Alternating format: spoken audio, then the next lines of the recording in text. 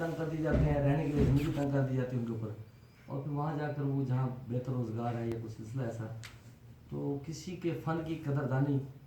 तो कल ये बता रहे थे नासिर निजामी साहब कि एक इन्होंने छोटा सा कमर्शियल लिखा है जो चंद मिसरों पर या चंद लाइनों पर मुश्तमिल है।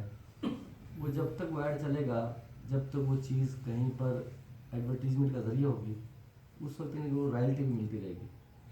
दो लोगों को रॉयल्टी मिलेगी, एक ये है और एक कंपोज़र है।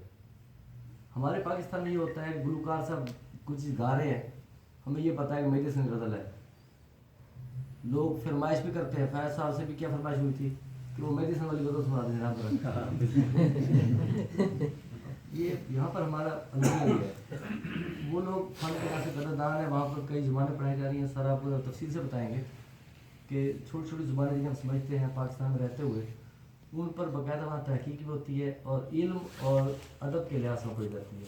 हम यहाँ कोई इल्म हासिल करते हैं तो कहते हैं एक सर्टिफिकेट मुझे मिल जाएगा, सर्टिफिकेट के बाद मुझे क्या मिल जाएगी, एक नौकरी मिल जाएगी।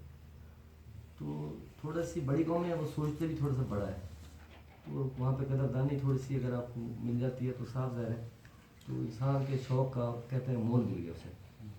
मैं ज़्यादा देर आपके दरमियान अगर कुछ कहना चाहेंगे मिर्ज़ा सलीम साहब और रफ़ीक साहब वगैरह तमाम दोस्तों के लिए फ़ौरन हाज़िर है, कुछ कहना चाहेंगे?